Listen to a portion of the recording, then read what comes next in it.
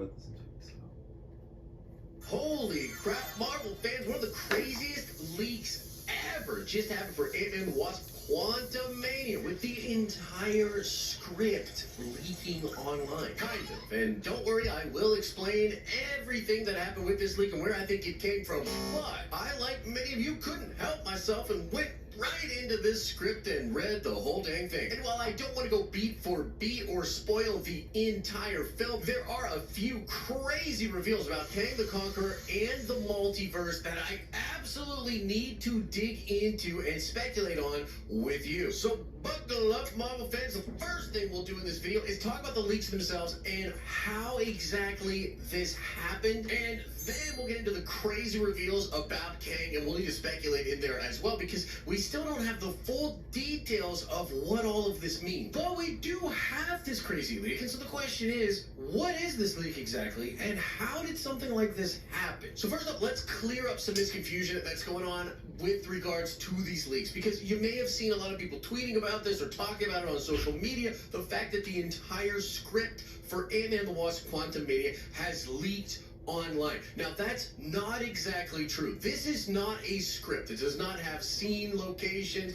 scene descriptions. It doesn't have anything like that. What this is the dialogue for the movie. And to be more specific, this appears to be subtitles or closed captions that were being done for the film. It also appears that this is a translation. And so what it seems like happened was the person that leaked this either got a hold of a transcript from somebody taking the movie and putting in subtitles for a different language, or one of the people that was doing the subtitles for the film in a different language sent that document to a leaker. But okay, now we gotta get into these juicy freaking reveals, and this stuff is really crazy. Again, I want to give a final spoiler warning here. It does seem like a lot of this stuff is true, and one of the reasons we know that is that this thing is being taken down from a lot of different websites, including the Marvel Studios spoilers subreddit. It is being taken down because of copyright issues. That means that it is actual property from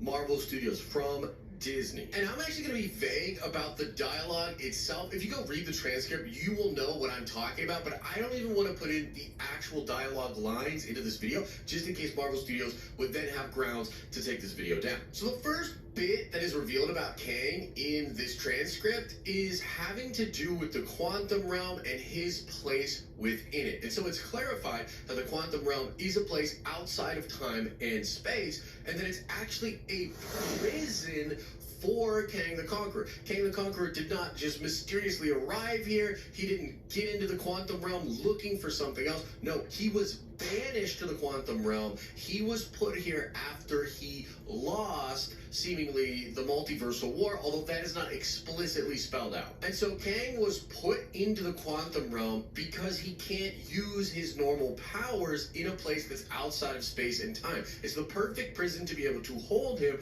But Kang, being the conqueror that he is, took his prison and created an empire out of it. And as for what he is looking for a core or a battery of sorts to fuel his ship to be able to leave the quantum realm. That's what he wants to do. He wants to leave his prison, but he needs Pym particles in order to do that. And so now let's speculate about that point in and of itself before we get into some more of the reveals. So he was put into this prison. That is really interesting to me, and my mind immediately goes to him being put into this prison by He Who Remains. He Who Remains was said to be the person that won the first multiversal war, and we know this from Loki. He Who Remains takes the powers of Goliath and ends the multiversal war. Now, it is pretty curious, why doesn't He Who Remains actually just destroy Kang the Conqueror? And to me, the only reason that he wouldn't do this would have to do with causality. Like, it is possible that he's afraid if he kills Kang, he'll be killing himself,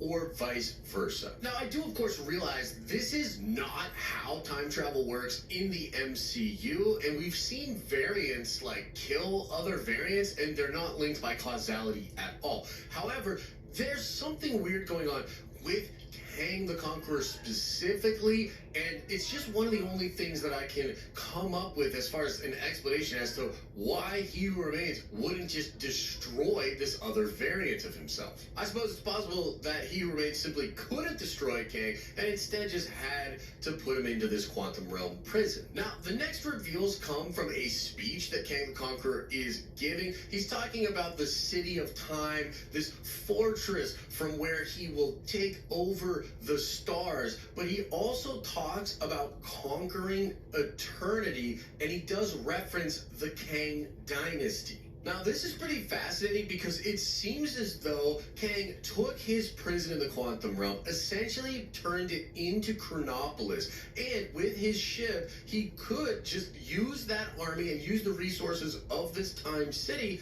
to go conquer the multiverse. It's kind of like a different version of the Citadel that He Who Remains was in Loki Season 1. It's also really interesting that he talks about conquering eternity. And this is interesting because we have heard and we have actually seen evidence of leaked trademarks for future Marvel projects that heavily imply eternity having a big role. There was a copyright or a trademark for Eternity Saga, and even an Avengers movie called Avengers Eternity Wars. And we did see eternity in Thor Love and Thunder, and even though I didn't love the depiction of eternity in that film, this other entity, right? The love character, that's something like a child of eternity or a mortal that became a child of eternity. There's something really interesting going on with that concept, and I think it is going to play the long game into something that Marvel might explore in Secret Wars, but perhaps beyond Secret Wars. And so I wonder if Kang is actually really trying to overthrow eternity to gain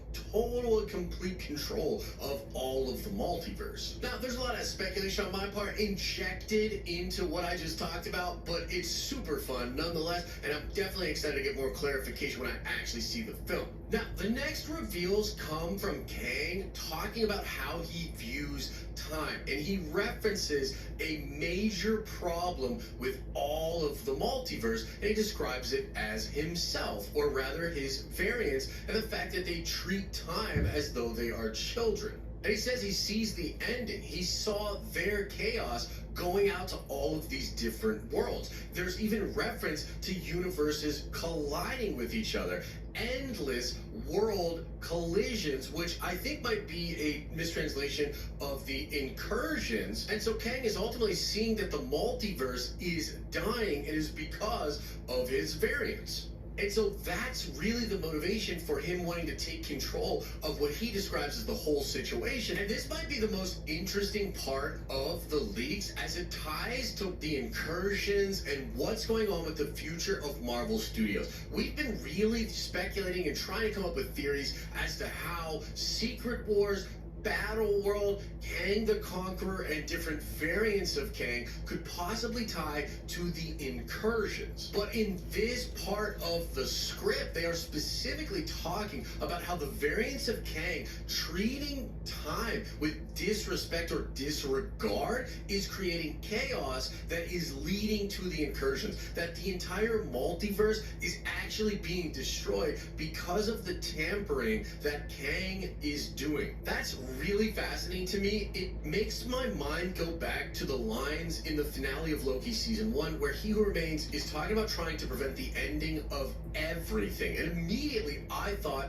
of the incursions. Because in Marvel Comics, the incursions are when two universes collide, destroying either both universes or one of the focal points, which were in the comics, Earth. You've probably heard me talk about this a lot, or maybe you've read these books yourself, but essentially two universes would collide. The place that they would be colliding would be the planet Earth, and if one of those Earths would be destroyed, both universes would be left alone, but if they ended up crashing into each other, both universes would be destroyed. And it does seem like the MCU version of incursions are going to be a little bit different, because we're rumored to get one in the Marvel's film, and the Marvel's film is likely to take place off of Earth, so I highly doubt you're going to see the incursion focal point happen on the planet Earth specifically. It's even possible that destroying one or more of those planets won't actually stop the incursions in the MCU. But now we know that just like in the comic books, the incursions are essentially going to lead to the end of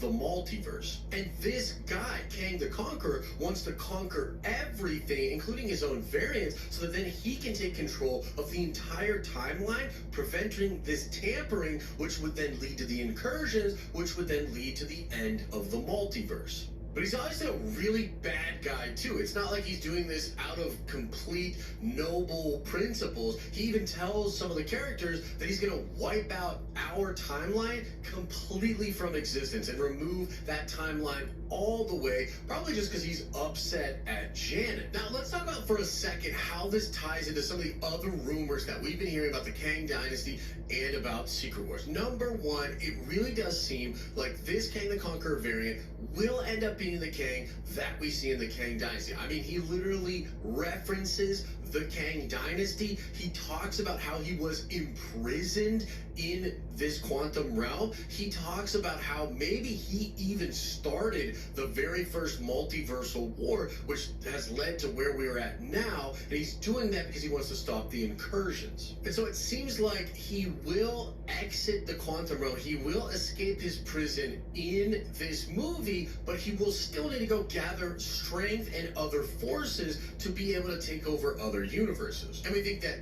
that will eventually resurface in the Kang Dynasty when he comes back to Earth, likely with a huge army, maybe even with some other villains from other franchises, and he begins to take over our Earth. But this could also show us how this variant of Kang will eventually take the powers of the Beyonders. I mean, he's already incredibly powerful, able to manipulate time, able to do all kinds of crazy, almost borderline magical things. But if this character is studying the incursions, trying to prevent the incursions, and trying to figure out principled ways to navigate the multiverse and take it over, that will likely lead him to the discovery of the Beyondverse, of the Beyonders, or at least the power that they have. But even though it's only a little mention of eternity, I can't help but feel like the entity of eternity, and perhaps the multiversal eternity, is actually the thing that this variant of Kang needs to defeat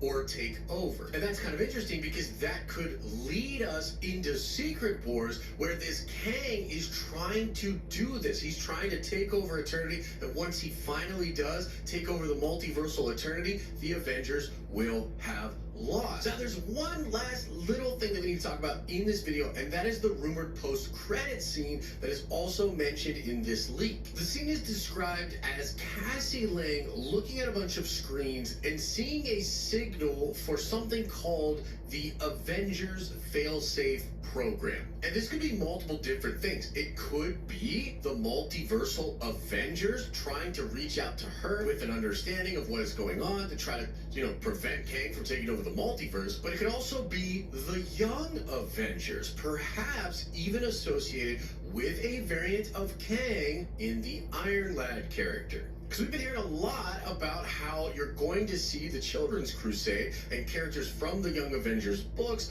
like Wiccan and Speed and maybe even Miss Marvel all be teamed up via the Vision Quest show and Agatha Coven of Chaos.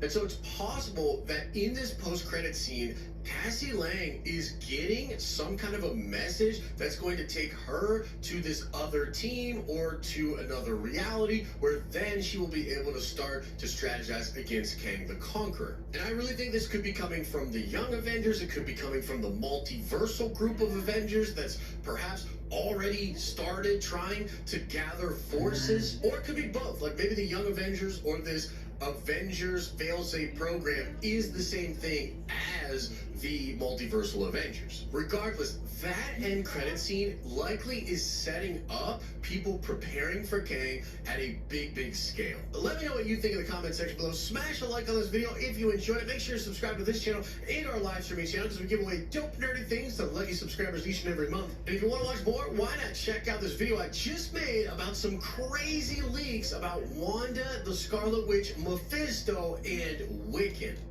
Yeah, please subscribe, like this video, would be great. Mario, if you like this video, I'll see you guys. Bye.